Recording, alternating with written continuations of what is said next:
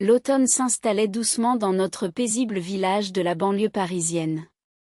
Les rayons du soleil filtraient à travers les feuilles jaunies des arbres, tandis que je me tenais dans la cuisine de notre maison, remuant une casserole de soupe. Les bruits du salon, où mon mari, Pierre, était absorbé par son travail, se mêlaient au léger bourdonnement de la télévision. Notre fils, Lucas, âgé de 10 ans, semblait collé au canapé, perdu dans ses pensées. « Lucas, as-tu fini tes devoirs ?» demandai-je en essuyant mes mains sur mon tablier. Le silence me répondit. Soupirant, je me dirigeai vers le salon. Lucas était allongé, une oreille sur un coussin, les yeux rivés sur l'écran. Il y a quelques mois, à cette heure-ci, il courait dans le jardin avec un ballon de football. Maintenant, il passait ses soirées ainsi, fatigué, se plaignant souvent d'un besoin constant de sommeil. Je m'assis au bord du canapé, son visage me parut pâle, des cernes marquant son regard. « Tu as mal au ventre ?» murmurai-je, posant ma main sur son front. Il était légèrement chaud. Cela faisait 2 semaines que ces douleurs réapparaissaient, accompagnées d'une température légèrement élevée chaque soir. J'attribuais cela à la charge scolaire, à la mélancolie automnale, à tout sauf à une éventuelle maladie. Mais un appel de l'institutrice de Lucas, Madame Lefebvre, me mit mal à l'aise. « Madame, Lucas se tient parfois le ventre en classe, » dit-elle d'une voix inquiète. « Il semble souffrir. Quand je lui demande ce qui ne va pas, il secoue simplement la tête. Peut-être devriez-vous consulter un médecin ? » Je lui promis que nous irions, mais une angoisse s'installa en moi. Nous nous rendîmes à notre cabinet médical local. La pédiatre, une femme d'un certain âge, jeta un coup d'œil rapide à Lucas, palpant son ventre avant de conclure : « C'est du stress, un peu moins de chips et plus de soupe.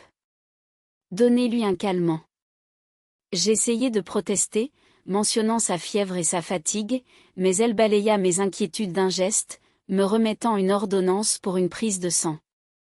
La porte d'entrée s'ouvrit. Pierre, mon mari, entra, toujours l'image de la réussite, grand et élégant dans son costume.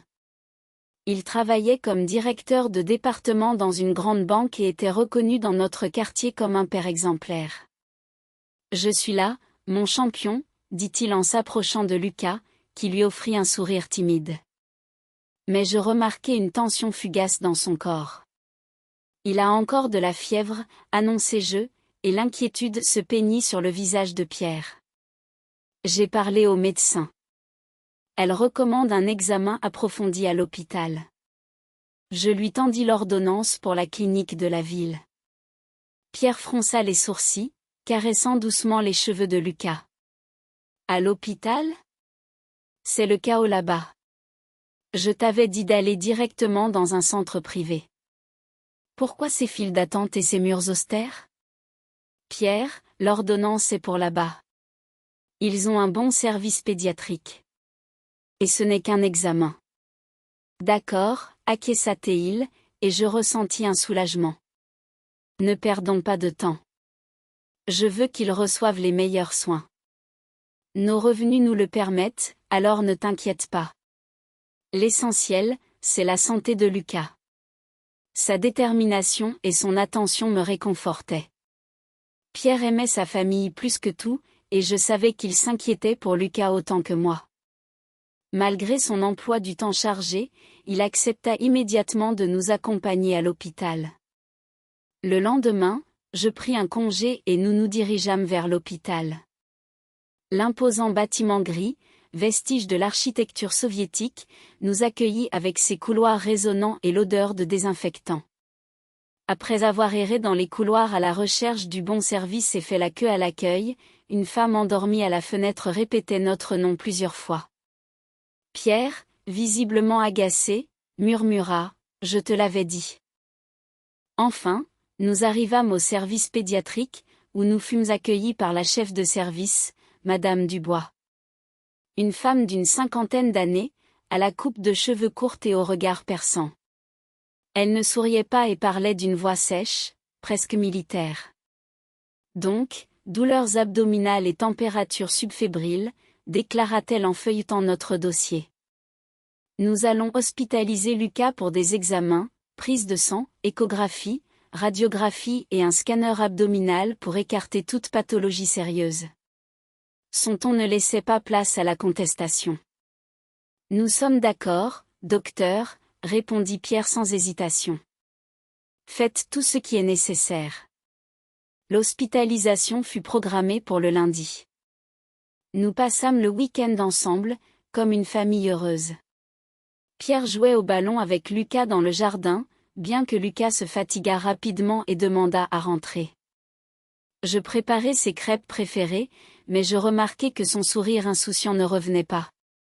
Parfois, il observait furtivement son père, scrutant son visage. « Tout ira bien, mon chéri », murmurai-je en l'enlaçant. « Les médecins à l'hôpital vont s'occuper de ton ventre. » Il hocha la tête, enfouissant son visage dans mon épaule. Le dimanche soir, Pierre, en triant des documents pour l'hôpital, annonça « Je viendrai avec vous demain. J'ai une réunion dans la journée, mais je reviendrai dès que possible. » Je lui en fus reconnaissante. Notre famille était ma forteresse, et je croyais fermement que nous surmonterions cette épreuve ensemble. Je souhaitais simplement que cette maladie mystérieuse disparût rapidement, afin que nous puissions retrouver notre vie paisible et heureuse.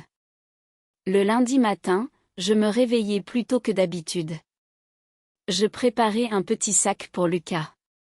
Au petit déjeuner, Pierre encouragea Lucas, « Ne t'inquiète pas, Lucas. L'hôpital, ce n'est pas si effrayant.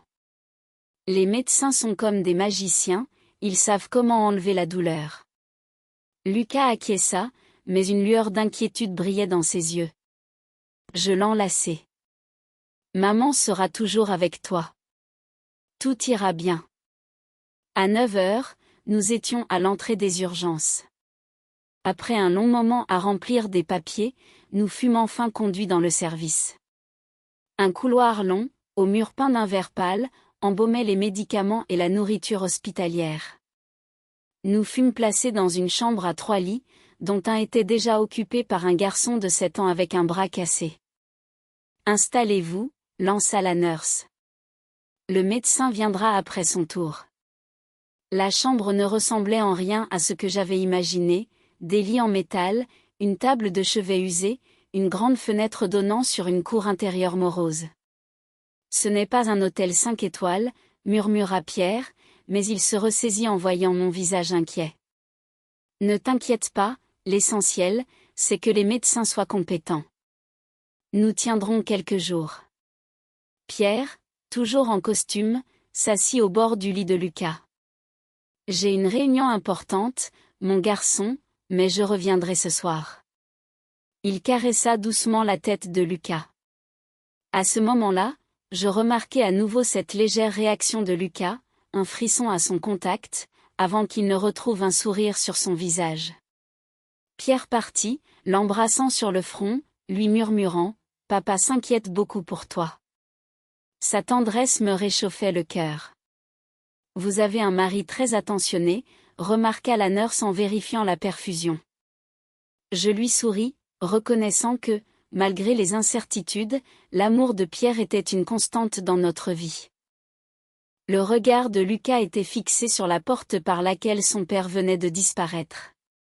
Une expression complexe se dessinait sur son visage, mais il ne laissa rien transparaître. À midi, les premières procédures commencèrent. On lui prit du sang, et bien qu'il grimaçât, il ne laissa échapper aucune larme.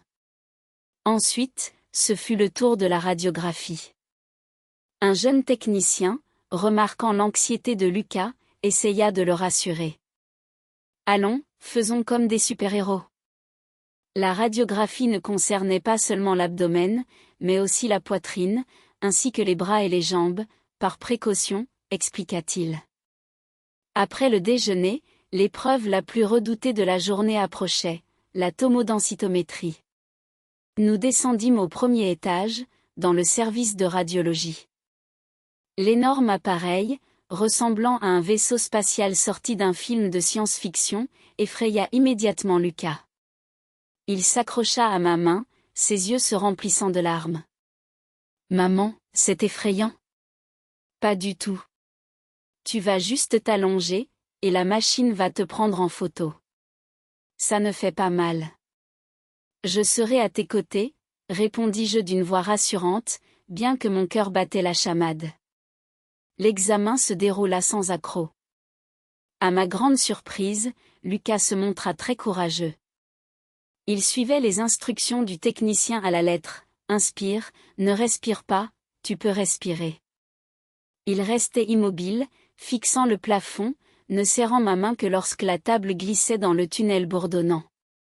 Vers 17h, comme promis, Serge revint. Dans ses bras, un bouquet d'astés pour moi et une nouvelle voiture de course pour Lucas. Il insuffla immédiatement une énergie vivifiante dans la chambre morose. « Alors, comment vont mes petits combattants ?» demanda-t-il avec entrain. La réunion s'est bien passée, un gros crédit a été approuvé, mais je pensais à vous. Il aida Lucas à dîner, une bouillie insipide que notre fils touillait sans appétit. Puis, il s'assit à ses côtés pour vérifier ses devoirs de mathématiques, que nous avions pris avec nous.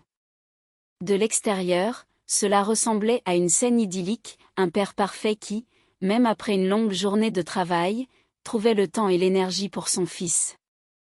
Pourtant, assise sur une chaise près de la fenêtre, je ressentais une tension inexplicable dans l'air. Lucas répondait aux questions de son père d'une voix monotone, ses épaules étaient tendues, et il évitait son regard. « Papa, mon ventre fait toujours mal », murmura-t-il doucement lorsque Serge referma le carnet. « Je sais, mon fils, c'est difficile », répondit Serge avec douceur. « Mais tiens bon, les médecins vont te guérir. Tu dois juste être fort et courageux. » À 20h, il était temps pour Serge de partir. Il nous embrassa tous les deux et promit, « Je reviendrai demain. Si tu as besoin de quoi que ce soit, appelle-moi, je viendrai tout de suite. » Sa sollicitude me touchait profondément. Nous étions mariés depuis 12 ans, et pendant toutes ces années, Serge avait été un mari parfait, mettant toujours la famille en premier. Lorsque la porte se ferma, la chambre devint silencieuse et vide. À 21h, le service entra dans un calme relatif. La doctoresse Svetlana, vêtue d'un uniforme bleu, vint faire son tour de nuit. « Comment ça va ici ? La douleur s'est-elle intensifiée ? Le médicament a-t-il aidé ? Demanda-t-elle en consultant le dossier de Lucas. Un peu mieux, répondit-il avec fatigue. Il était épuisé après cette longue journée d'examen, mais il essayait de rester fort devant moi. Si tu as besoin de quoi que ce soit, appelle l'infirmière, ajouta Svetlana, se tournant vers moi. Je suis de garde cette nuit, je serai ici jusqu'au matin. Sa voix, à la fois stricte et rassurante, apportait un certain calme. La présence d'un médecin expérimenté rendait notre séjour à l'hôpital un peu plus supportable. Lucas s'endormit presque instantanément. La fatigue des examens et le stress de l'environnement inconnu avaient eu raison de lui. Je m'allongeai sur le canapé inconfortable à côté de lui, priant pour que les médecins trouvent enfin la cause de ses douleurs et que tout cela se termine rapidement. Je tombai dans un sommeil agité, rêvant de la guérison de mon fils. Le mardi s'étira lentement. Le matin, on lui prit à nouveau du sang. Puis, il y eut une échographie, où le médecin passait le capteur sur le ventre de Lucas, fronçant les sourcils. À mes questions, il répondait de manière évasive. « Je ne vois rien d'aigu. Il faut attendre les résultats de la tomodensitométrie et l'avis de votre médecin traitant. » Serge m'appela le matin, annonçant qu'il avait un imprévu au travail, mais qu'il réglerait tout et serait là le soir, juste au moment où Svetlana devait nous donner les résultats. Je repassais sans cesse dans ma tête les dernières semaines. La fatigue de Lucas, son apathie, ses douleurs soudaines. Peut-être s'agissait-il de quelque chose de sérieux, une maladie cachée que le médecin n'avait pas pu déceler à la clinique. Je chassais les pensées les plus sombres, mais elles revenaient sans cesse. Lucas, lui, restait silencieux et pensif. Il parlait à peine, se contentant de regarder par la fenêtre le ciel gris d'automne. À plusieurs reprises, je surpris son regard long et étrange, empreint d'une mélancolie inhabituelle. « Mon petit, quelque chose ne va pas ? Tu peux me dire tout ce que tu veux, tu sais », tentai-je de l'encourager à se confier. Il secoua la tête et détourna à nouveau les yeux vers la fenêtre. En fin de journée, un autre patient entra dans la chambre, un petit garçon d'environ 5 ans avec une forte fièvre. Sa mère, jeune et très inquiète, s'agitait et soupirait, ce qui m'irritait. J'avais besoin de calme pour me préparer à la conversation avec le médecin. Vers 18h, Serge arriva, toujours aussi énergique et confiant, portant un sac de fruits et de yaourts. « Alors, que disent les médecins ? Des nouvelles ? » « Pas encore. Svetlana a dit qu'elle viendrait après 19h, lorsque tous les résultats seraient prêts. » Enfin, vers 20h, la porte de la chambre s'ouvrit doucement. Une jeune infirmière se tenait sur le seuil. « Elena, Svetlana vous demande dans son bureau. »« Seule, s'il vous plaît. » Ces mots résonnèrent comme un coup de tonnerre. « Seule ? Pourquoi seule ? » « Je viens aussi, » s'écria Serge. « Je suis son père. J'ai le droit de savoir. » Le médecin a demandé seulement à la mère, répéta fermement l'infirmière, sans regarder Serge. Un frisson de peur me parcourut. Quelque chose s'était passé, quelque chose de très mauvais, dont on ne voulait pas parler devant son mari. Je regardai Serge, dont le visage était marqué par la confusion et l'irritation. « Elena, vas-y, découvre ce qui se passe. Je vais rester avec Lucas. » Je hochai la tête, incapable de prononcer un mot. Mes jambes devenaient lourdes. Je suivis l'infirmière dans le couloir, chaque pas résonnant dans ma tête comme un coup de marteau. Le bureau du médecin se trouvait au bout du couloir. La porte était fermée. L'infirmière frappa, en l'ouvrant légèrement, murmura « Elle est là ». Puis elle s'éclipsa rapidement, me laissant seule face à cette terrible incertitude. Je pris une profonde inspiration et entrai. Dans le bureau, en plus de Svetlana, se trouvaient 2 autres personnes, un homme en costume strict et une femme d'âge moyen. Svetlana, assise à son bureau, avait troqué son habituel sérieux pour une expression de profonde inquiétude.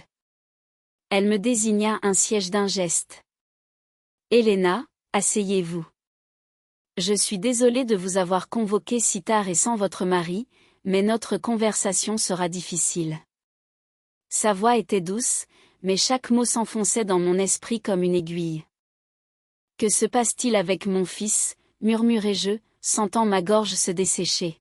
« C'est un cancer, quelque chose de très sérieux. » « Non. » Svetlana secoua la tête, et je relâchai un soupir de soulagement. Mais ces mots suivants effacèrent cette légèreté, m'enfonçant dans une angoisse encore plus profonde. Sur le plan oncologique ou infectieux, il est en bonne santé. Mais ce que nous avons vu sur les images, Elena, c'est bien pire. Elle tourna l'écran de l'ordinateur vers moi. Sur l'écran se trouvait une radiographie de la poitrine. Écoutez-moi attentivement. Sa voix devint encore plus basse. Nous avons découvert chez Lucas des traces de multiples fractures consolidées. 3 côtes, le radius de son bras gauche et le tibia de sa jambe droite. Je fixai l'image, mais je ne comprenais rien. Les mots du médecin semblaient absurdes.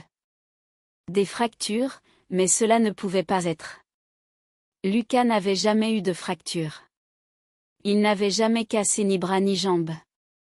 Ces fractures sont d'âges différents, poursuivit-elle, ignorant mon murmure confus. La plus ancienne, sur les côtes, remonte à environ 2.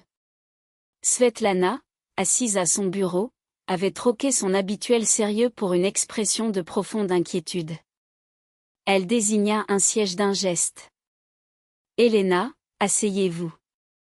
Je suis désolée de vous avoir convoqué si tard et sans votre mari, mais notre conversation sera difficile. Sa voix, douce mais ferme, résonnait dans la pièce, chaque mot s'enfonçant dans l'esprit d'Helena comme une aiguille. Que se passe-t-il avec mon fils, murmura-t-elle, sentant sa gorge se dessécher.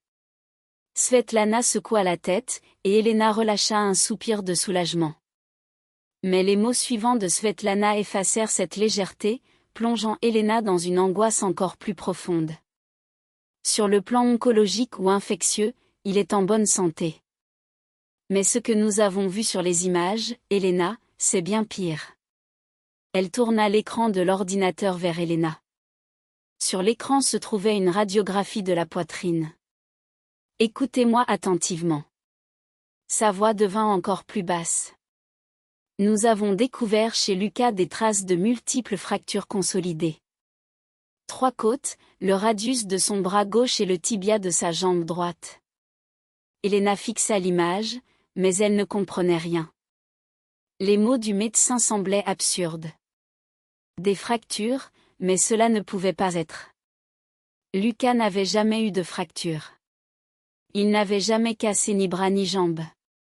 Helena se remémora les paroles de sa voisine, Madame Dupont, qui avait un jour évoqué la tristesse de Lucas. Il est devenu si silencieux, ce petit, avait-elle dit.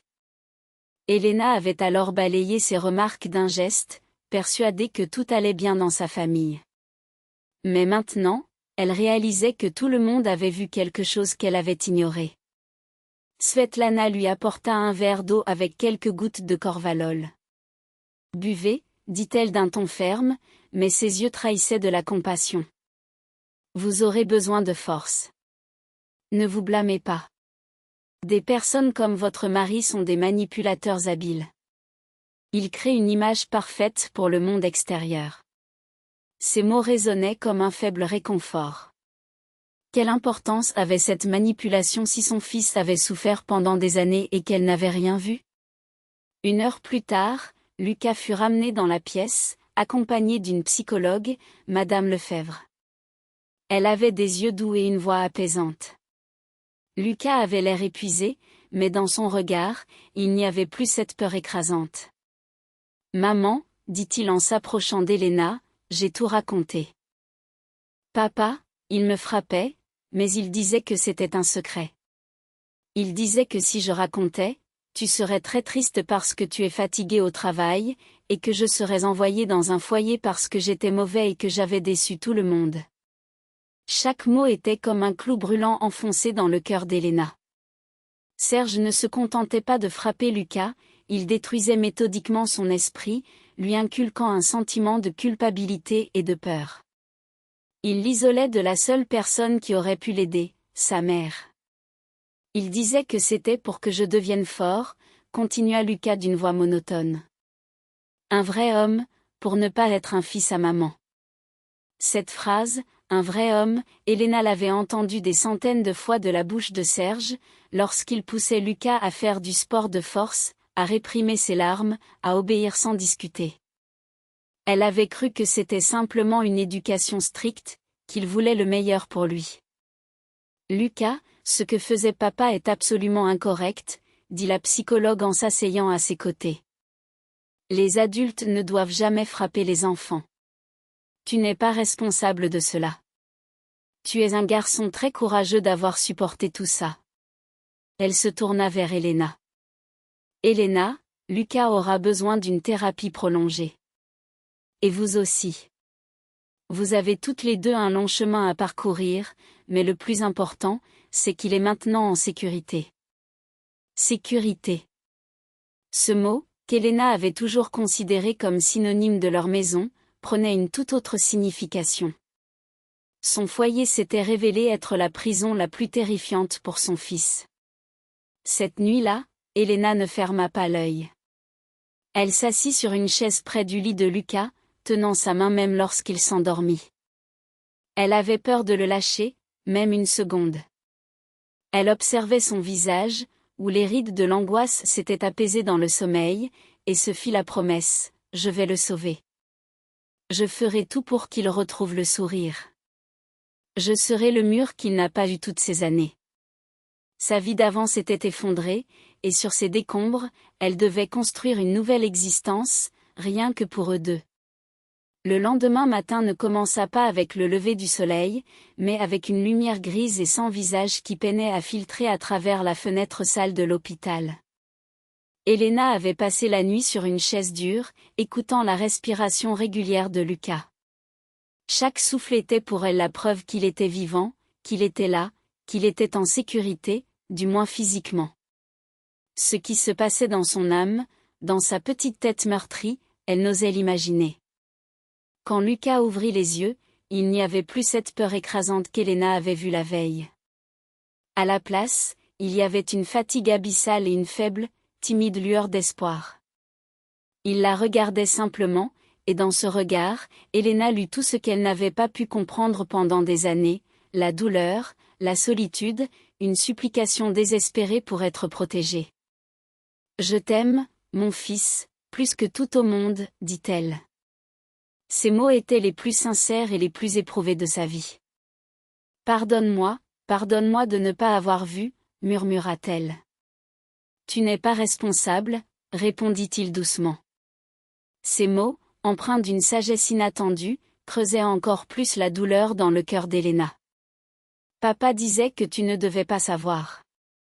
Vers 9 heures du matin, l'inspectrice Morozova et la représentante de l'aide sociale, Marina, entrèrent à nouveau dans la chambre. Madame Lefebvre les suivait. Bonjour, dit l'inspectrice. Elena, Lucas, nous devons aujourd'hui remplir tous les documents nécessaires. C'est une procédure formelle, mais elle est indispensable. Lucas, nous devrons enregistrer ton récit. Madame Lefebvre sera à tes côtés tout le temps. Es-tu d'accord? Lucas se tourna vers sa mère. Elena hocha la tête d'encouragement. D'accord, murmura-t-il. L'interrogatoire se déroula dans la chambre. Le petit voisin et sa mère étaient en procédure, donc personne ne dérangeait. L'inspectrice s'assit à une table et étala des papiers. Elena s'assit sur le lit à côté de Lucas, tenant sa main. Lucas, raconte simplement ce dont tu te souviens, commença doucement Morozova. Quand papa a-t-il commencé à te punir? Elena grimaça en entendant ce mot. Punir. Lucas resta silencieux, rassemblant ses pensées, puis commença à parler doucement, presque sans émotion, comme s'il récitait une histoire effrayante. C'était il y a longtemps, quand j'allais encore à la maternelle, d'abord ce n'était pas grave. Il pouvait me donner une claque si je faisais le fou. Il disait que les hommes ne pleurent pas. Puis, quand je suis allée à l'école, ça s'est empiré. Il marqua une pause, regardant ses mains. Pourquoi te frappait-il? Demanda la psychologue. Pour tout, si j'avais une mauvaise note, si je ne rangeais pas ma chambre, si je perdais au foot. Il disait que je le faisais honte, que je devenais une mauviette. Une fois, j'ai cassé une voiture qu'il m'avait offerte. Il m'a alors enfermé dans un placard sombre, puis il m'a sorti et m'a frappé avec une ceinture. Il a dit que je ne savais pas apprécier ce qu'on faisait pour moi. Elena se souvint de ce jour. Serge lui avait dit que Lucas s'était enfermé dans le placard en jouant à cache-cache et qu'il l'avait juste un peu grondé pour son imprudence. Les bleus sur le dos de Lucas, qu'elle avait vus plus tard, il les avait expliqués par une chute de vélo. Et elle avait cru. Elle avait toujours cru en lui. Où te frappait-il? Continua l'inspectrice. Au ventre, au dos, aux jambes, là où on ne voit pas sous les vêtements. Il disait, il ne faut pas rendre maman triste. Elle a déjà assez de soucis. Personne ne doit savoir pour nos conversations entre hommes. Conversations entre hommes. C'est ainsi qu'il appelait cela. Mon Dieu, comme j'ai été idiote. Lucas, te souviens-tu de la fois où tu t'es cassé le bras ou la jambe? Demanda Morozova, consultant des documents. Évidemment, ceux de Svetlana. Lucas fronça les sourcils, essayant de se souvenir. C'était en hiver. Nous étions à la campagne. Papa m'apprenait à couper du bois. Je n'y arrivais pas. La hache a glissé. Ça faisait très mal. Mon bras a enflé. Papa a regardé et a dit que ce n'était qu'une forte contusion. Il a bandé mon bras et m'a dit de tenir bon. Il a dit qu'un vrai homme doit savoir supporter la douleur. Mon bras a fait mal longtemps, et pour ma jambe, c'était quand nous jouions au foot dans la cour. J'ai raté le ballon, et nous avons perdu. Le soir, il est venu dans ma chambre et m'a donné un coup de pied. Il a dit que mes jambes ne poussaient pas au bon endroit. Je suis tombée et je me suis frappée contre le bord du lit. Lui aussi a dit que ce n'était qu'une contusion. Chaque fait, chaque souvenir de son fils révélait les couches de son propre mensonge à elle-même. Elle se souvenait de son bras enflé, de sa boiterie. Mais Serge trouvait toujours des explications convaincantes, logiques. Il grandit maladroit. Il est tout comme toi, riait-il, et elle riait avec lui. L'interrogatoire dura plus d'1 heure. Quand tout fut terminé, Lucas était complètement épuisé. Madame Lefebvre l'emmena dans la salle de jeu pour qu'il se change les idées, tandis qu'Elena restait avec l'inspectrice et Marina de l'aide sociale. Elena, nous devons maintenant parler de la situation juridique, commença Marina d'un ton sec et professionnel. Les témoignages de votre fils et le rapport médical suffisent pour ouvrir une enquête criminelle pour maltraitance sur mineur. Votre mari risque une peine réelle. Elena hocha la tête en silence. Peu lui importait ce qui arriverait à Serge. Maintenant, en ce qui concerne Lucas, continua-t-elle. Elena sentit son cœur se serrer. Voici le moment le plus redouté. Selon la loi, nous devons temporairement le placer sous la protection des services sociaux. L'inspectrice Lefebvre observa Elena avec une expression de compassion. Calmez-vous, s'il vous plaît. Personne ne veut vous séparer de votre fils. Vous êtes tout autant victime que lui. La procédure implique une réunion de la Commission pour la protection de l'enfance.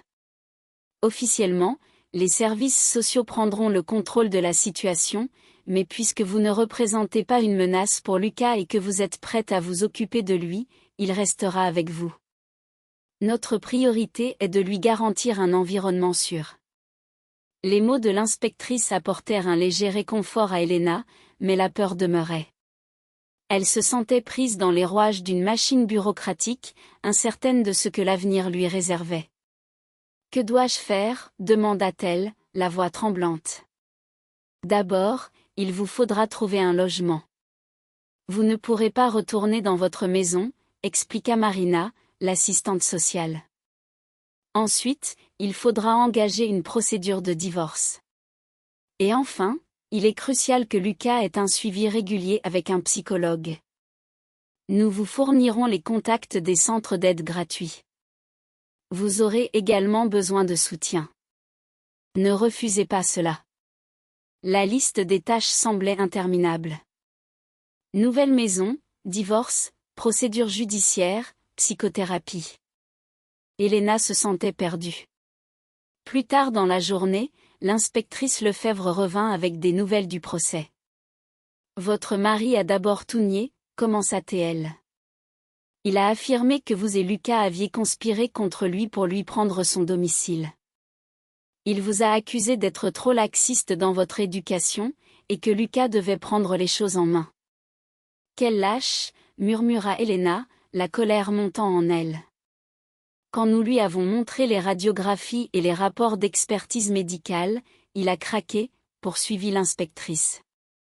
Il a admis avoir utilisé la force, mais il a qualifié cela de discipline. Il voulait faire de Lucas un homme fort, pas un faible. C'est la rhétorique typique de ce genre d'individu. Elena écoutait, réalisant qu'elle n'avait jamais vraiment connu l'homme avec qui elle avait partagé sa vie pendant 12 ans. Elle avait vécu avec un monstre qui portait le masque d'un mari aimant. Le soir, Svetlana, la pédiatre, lui apporta les résultats des examens. « Elena, dit-elle en s'asseyant sur le bord du lit, la situation est claire. En plus des fractures, Lucas souffre d'une inflammation chronique due à des dommages au foie et à la rate. Ce n'est pas grave, mais les coups répétés ont eu des conséquences. Son corps lutte contre ses blessures internes. Il aura besoin de soins et d'un régime alimentaire particulier. Mais la bonne nouvelle, c'est qu'il est jeune et que tout peut se rétablir. Svetlana la regarda avec intensité. Ne vous blâmez pas, d'accord ? Votre seule erreur a été de faire confiance. Maintenant, vous devez être forte. Pas pour vous, mais pour lui. Ces mots, prononcés sans pitié, agirent comme un puissant antidote à son anxiété. Oui, elle devait être forte, et elle le serait. Cette nuit-là, alors que Lucas dormait paisiblement, Elena sortit son ordinateur portable. Elle chercha des appartements à louer, petits et abordables, loin de leur passé. Elle trouva aussi les coordonnées d'un avocat spécialisé en droit de la famille et des forums pour les mères victimes de violences domestiques. En lisant leurs histoires, elle se sentit moins seule. Elle n'était pas la seule, il y en avait des milliers comme elle, aveuglées, trompées, mais ayant trouvé la force de s'en sortir. Une semaine plus tard, elles furent libérées. Une semaine qui parut à la fois éternelle et interminable. Pendant ce temps, elle avait déposé des témoignages, signé une montagne de documents auprès des services sociaux, rencontré de nombreux spécialistes et pris la décision la plus importante de sa vie, elle ne retournerait jamais dans leur ancienne maison. Les premières semaines furent les plus difficiles, procédure judiciaire, divorce, partage des biens. Elle engagea un avocat qui s'occupa de tous les contacts avec Serge. Elle ne le vit qu'une seule fois au tribunal. Il était assis dans le box des accusés, amaigri, le regard éteint, évitant de croiser le sien. Lors de ses dernières paroles, il ne parla pas de regrets, mais de calomnie, affirmant qu'il était un père strict mais juste, qu'on lui avait tout pris, son travail, sa réputation, sa famille. Il ne s'excusa jamais auprès de Lucas. La sentence fut de 5 ans de prison. La banque le licencia le jour même où l'affaire fit la une des journaux. Le tribunal lui retira complètement ses droits parentaux et fixa une pension alimentaire. Leur maison, à son nom, fut vendue, et par décision de justice, Elena reçut la moitié du montant. Cet argent lui permit d'acheter un petit appartement de 2 pièces dans un quartier calme de la ville, loin de leur passé, et de recommencer à zéro. 6 mois passèrent. Grâce à la thérapie, Lucas avait beaucoup changé. De l'enfant renfermé et effrayé, il redevenait le petit garçon joyeux et curieux qu'elle avait presque oublié. Il entra dans une nouvelle école où il commença à se faire des amis. 2 fois par semaine, ils allaient à la thérapie, et la psychologue, Anna, disait que ses progrès étaient impressionnants. Les blessures de son âme se fermaient lentement mais sûrement. Elena aussi évoluait. Elle continuait à travailler. Mais le soir, lorsque Lucas s'endormait, elle se plongeait dans ses études. Elle s'inscrivit à des cours à distance en psychologie. Elle voulait comprendre ce qui se passait dans la tête d'hommes comme Serge. Plus que tout, elle voulait apprendre à aider des femmes comme elle et des enfants comme son fils. Elle souhaitait voir les fissures dans la façade du bien-être qu'elle avait si longtemps ignoré. Elle voulait que son expérience douloureuse devienne un salut pour quelqu'un d'autre. Un soir, alors qu'elle mettait Lucas au lit, il lui posa une question qu'il avait sans doute longtemps gardée pour lui. « Maman, est-ce que papa n'était pas mon vrai papa ?» Elle s'assit sur le bord de son lit et prit sa main. Elle savait que sa réponse resterait gravée dans sa mémoire. « Lucas, » commença-t-elle doucement, « une vraie famille ne se définit pas par le sang. Une vraie famille, c'est là où l'on est aimé, où l'on est valorisé, et où l'on ne souffre jamais, quelles que soient les circonstances. C'est un endroit où l'on est en sécurité. » Elle l'enlaça et sentit sa détermination grandir en elle. Leur passé était rempli de douleurs, mais leur avenir leur appartenait. Oui, son père biologique l'avait trahi et blessé. Mais des inconnus, des médecins, des policiers, des psychologues l'avaient sauvé. Une vraie famille, ce n'est pas l'ADN, c'est l'amour et la responsabilité. À l'extérieur, le soleil se couchait, teintant le ciel de d'où on pêche. Leur petit appartement baignait dans cette lumière chaleureuse et apaisante. Ce nouveau monde qu'ils construisaient ensemble était plein d'espoir. Elena savait qu'il s'en sortirait et qu'un jour, elle pourrait tendre la main à une autre femme, au bord d'un précipice similaire au sien. Ce serait la plus belle des reconnaissances envers ceux qui les avaient sauvés. Son monde magnifique s'était effondré, ensevelissant sous les décombres sa foi en l'humanité. Mais combien d'autres familles apparemment heureuses vivaient encore derrière des portes closes, cachant une terreur silencieuse? Nous vivons dans une société où il est courant de ne pas étaler ses problèmes familiaux. Les enseignants à l'école, les grands-mères sur les bancs, même nos proches. Beaucoup avaient sans doute remarqué quelque chose, mais préféraient se taire pour ne pas paraître intrusifs. Cette histoire lui avait fait comprendre qu'une maison peut parfois être une prison. Et que notre silence poli fait de nous tous des complices. Que feriez-vous à la place de nos voisins ou de l'enseignante de Lucas, si vous soupçonniez quelque chose? Garderiez-vous le silence par peur d'être intrusif ou prendriez-vous le risque d'intervenir, sachant que vous pourriez vous tromper? Écrivez ce que vous en pensez. C'est une conversation très importante. Abonnez-vous à la chaîne de nombreux